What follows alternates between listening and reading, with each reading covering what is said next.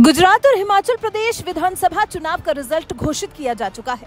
गुजरात में बीजेपी को बम्पर जीत मिली है, वहीं हिमाचल प्रदेश में अब कांग्रेस की सरकार होगी। लेकिन इस सब के बीच में आम आदमी पार्टी कहां है? इस सब के बीच में दिल्ली छोड़कर गुजरात में ही डेरा जमा लेने वाले केजरीवाल कहां हैं? दिल्ली नगर निगम के चुनाव में जीत हासिल करने के बाद केजरीवाल को अगले प्रधानमंत्री के तौर पर पेश करने की कोशिश करने वाले आम आदमी पार्टी के बड़े बड़े नेता कहां हैं? गुजरात में करारी हार मिली है आम आदमी पार्टी को। गुजरात चुनाव में आम आदमी पार्टी को सिर्फ 5 सीटें मिली हैं। पार्टी के खाते में अनुमान से काफी कम सीटें आई हैं। पार्टी को सूबे में सिर्फ 12.9% वोट हासिल हुए हैं।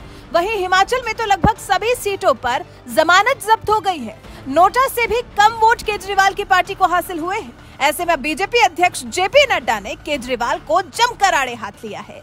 बीजेपी की प्रचंड जीत के बाद बीजेपी ने आम आदमी पार्टी के संयोजक और दिल्ली के मुख्यमंत्री अरविंद केजरीवाल को कट्टर बेईमान बता दिया है।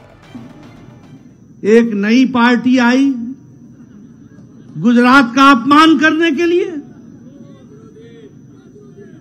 वो नई पार्टी क्या करती थी?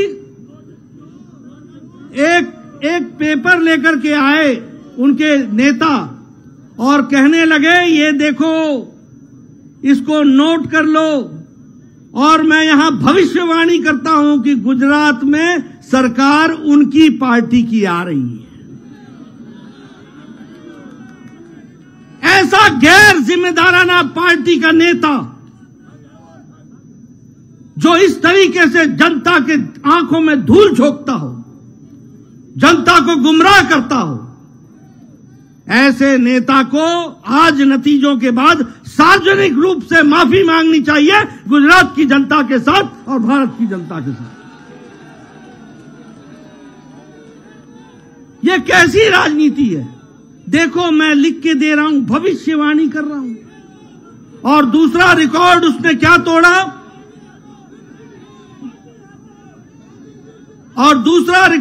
तोड़ा? कि आजाद भारत में आज दिन तक ऐसा कोई नेता नहीं हुआ जो बोर्ड लेकर के चलता हो कि मैं कट्टर ईमानदार हूं। बोर्ड लेकर के ऐसे अपने बारे में बताने की आवश्यकता पड़ जाए, आप समझ सकते होंगे कि ये कितने कट्टर बेईमान हैं। बीजेपी अध्यक्ष जेपी नड्डा के मुताबिक आम आदमी पार्टी ने गुजरात में जीत की भविष्यवाणी की थी, मगर आम आदमी पार्टी के गुजरात में अधिकांश और हिमाचल की सभी सीटों पर जमानत जब्त हो गई। बीजेपी अध्यक्ष ने कहा, हिमाचल की कुछ सीटों पर तो आपको नोटा से भी कम वोट मिले हैं। पार्टी की सरकार है, उनसे सटा हुआ हिमाचल प्रदेश है।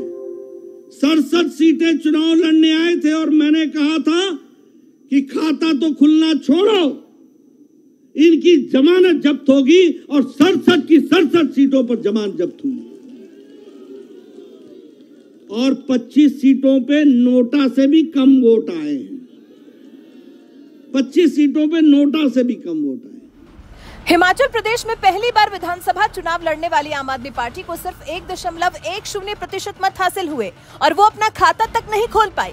दिल्ली और पंजाब में रिकॉर्ड जीत दर्ज करने वाली आम आदमी पार्टी का हिमाचल में खाता तक नहीं खुला और 67 सीटों पर खड़े आम आदमी पार्टी के प्रत्याशी अपनी जमानत तक नहीं बचा पाए हैं।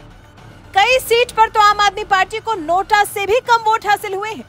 कुल मिलाकर नोटा का प्रतिशत करीब 0.60 रहा। डलहौजी, कसुम्पटी, चौपाल, अर्की, चंबा और चुराहा जैसे निर्वाचन क्षेत्रों में आपकी तुलना में लोगों ने नोटा को अधिक तरजीह दी।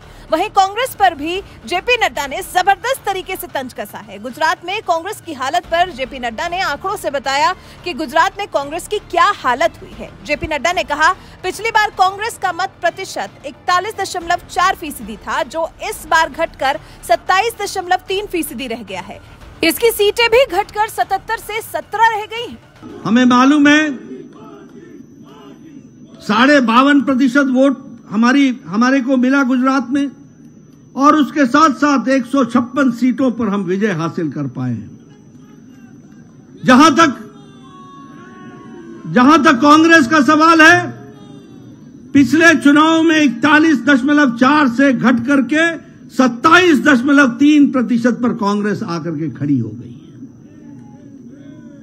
एक तरीके से उनका वंशवाद, परिवारवाद अकर्मण्यता और गैर जिम्मेदाराना विपक्ष, यह सब मिलाकर के उनकी स्थिति इस तरीके की बनाता है।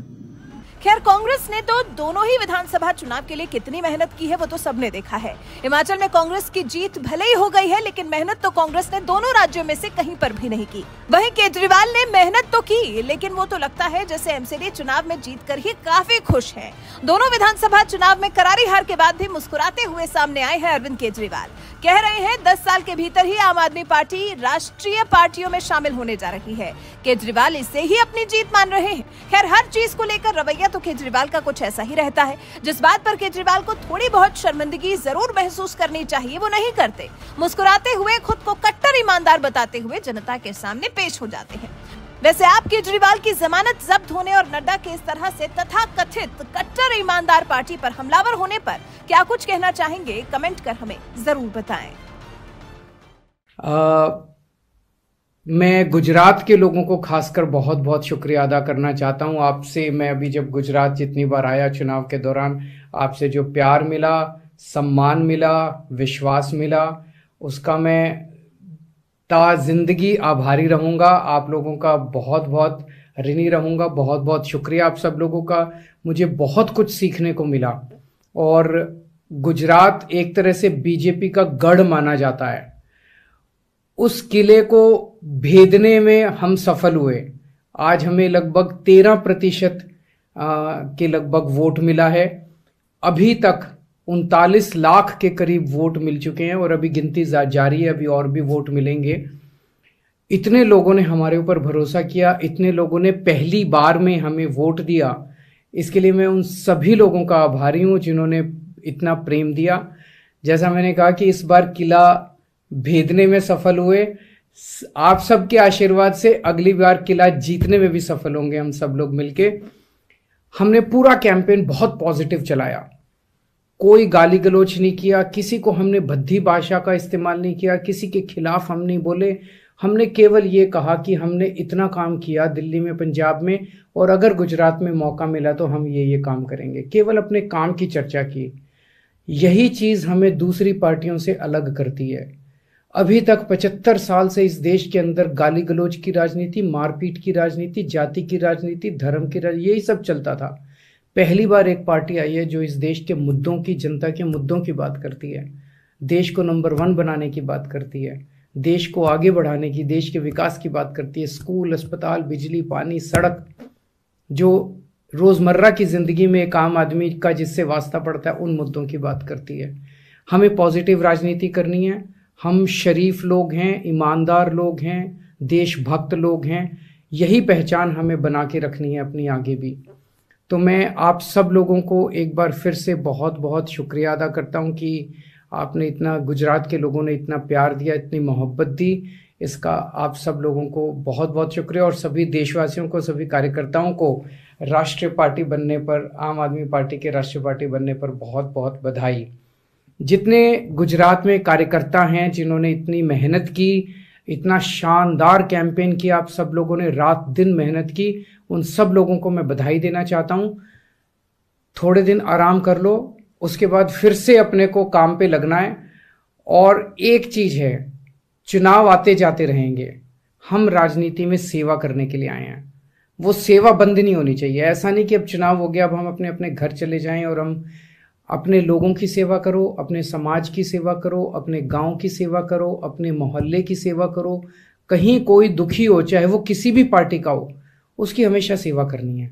चाहे वोट मिले ना मिले, वोट मिलेंगे, अच्छा काम करोगे वोट भी मिलेंगे, लेकिन केवल वोट के लिए अपने को काम नहीं करना। बहुत बहुत शुक्रिया।